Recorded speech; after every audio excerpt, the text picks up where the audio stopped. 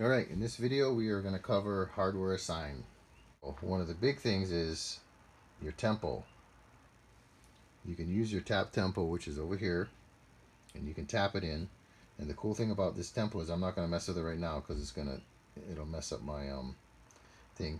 You tap your tempo in, and it'll tell you what the tempo is that you just tapped in. But if you know the song beforehand, you can go right into here. It's telling me current is 72, right? So I can push on that. Fixed 130 BPM. You can go back to here.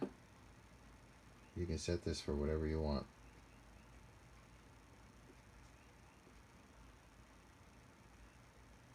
Say the song is 113. You do that, you set it for fixed, you hit save. You're done. That song is saved. So the next time when you go to do that song, the BPMs will be right on here. It'll be all matched up. So you'll be in sync with everybody in the band. And you'll be good to go, especially if you're playing with a click track. We play with click tracks in our ear. So, okay, we're going to back out of this. We don't want to save any of the changes that we've made. So we're just going to discard changes. Okay, so let's go back to this one. One of the other things I do, and I talked about this in another video, is I usually run my boosts and overdrives on one side, and then my delay effects and everything like that. Usually, a lot of times I'll run the mods and any modulations effects in with my overdrives. It all depends on the song. This one, I kind of moved it around, and it seemed to work better after my overdrives for this song. So that's another thing about this. When you have a regular pedal board, which I have a big one, it's like, I don't know, 2 feet by 3 feet or something like that. And if you want to arrange these pedals, you got to go in there and plug everything, plug the power supply, switch them out. Hopefully your chord still reaches. It has the same inputs and outputs, because a lot of the new pedals now, the inputs and outputs are on the top of the pedal instead of side to side.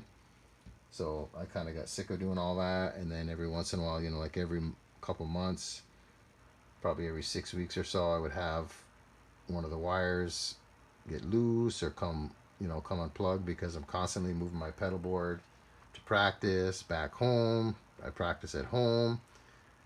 I bring it back up. I bring it in for the weekend. I play music. I bring it back home. Then I bring it to practice the next week, and just that constant back and forth. Your stuff is going to come loose, because you got to keep putting it in your car, pulling it out. You're carrying it, all the way into the building or whatever, if it's far away, which ours happens to be kind of far. So this is everything. You can swap anything around. If you want to move your chorus down over here, you just hold it, drag it, and drop it. It's pretty simple. So you can just take it like this. You want to swap it out over here, you just swapped it out with your wah pedal. Bring it back, put it back in the same spot. It's going to swap it out. And if you want to delete something, I think you just saw it, you just hold on to this, you start dragging it down here. It's going to say drag here to delete. You move it in there. It's going to ask you, are you sure you want to delete it? You say yes. It's deleted. Okay. Your amps. You can see I have it set up here, stereo, 2 different amps. So my overdrives are running here into this amp.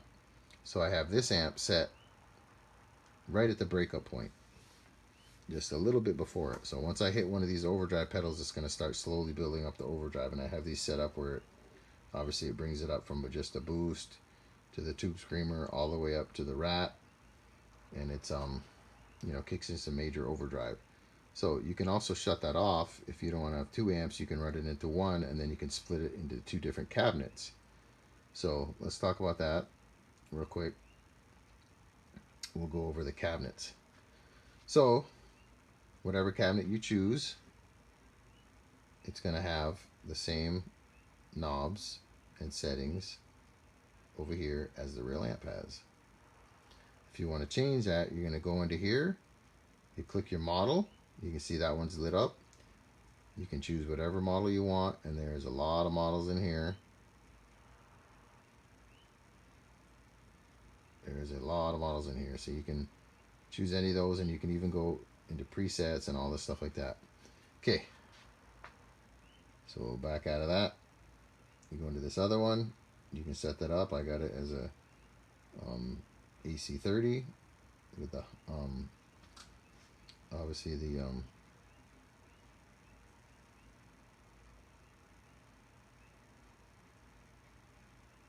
boost, the top boost channel, excuse me. So let's back out of it. So you've got all your settings over there, so you can change your app. Another cool thing is you can go into your cabinets.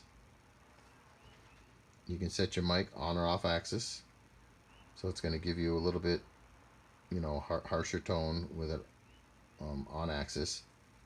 So this one, I have the breakup at 76%. You can set it to whatever you want. You can even change your gain and your preamp gain, so the gain that's coming in from your amp, it'll actually boost it up. Okay, on the AC side, you've got mic axis, off axis, breakups at 0%. So you can set this up however you want. You want breakup, gain, whatever. You can even change this cabinet. You would just double click on it. Bam, so I've got a 87 condenser mic over here, and I've got the 2x12 AC with the blue speakers, which are the the Alnico Blues. That has a really nice sound, and it's, you know, nice and smooth. It's not too brittle. Okay, and then your volume pedal. So you can set up your volume too. You can see right now it shows at 25% volume, and then all the way to 100. So you can even set this up where it doesn't go to 0%. You can set it up however you want. If you put it here, you set it for 30%. This position is going to be 30% volume, and then it goes up. Minimum volume, you can set it to whatever percent. You want the minimum to go down to, like I said, sorry, that was for the 30%. You do that with this one here. Your linear on and off. All that does is it makes it a linear volume, or it makes it the audio taper volume. I only change that usually to linear if I am going to be constantly using the volume in that song. I usually use the linear. It just seems to have a smoother sound, because this one seems to go with the linear off. It seems to go from nothing, barely hear it, and then it goes to full volume. So it only works from about, it only affects it from about 60% on, because the other is so low it's not even picking it up usually. Okay, so that's pretty much it for that section. So let's get out of here. We're not going to save any changes because I don't want to mess with that. All right, that's it for now. We'll cover more stuff in later videos. I appreciate it. If you like the channel, please subscribe, and shoots. Aloha till next time.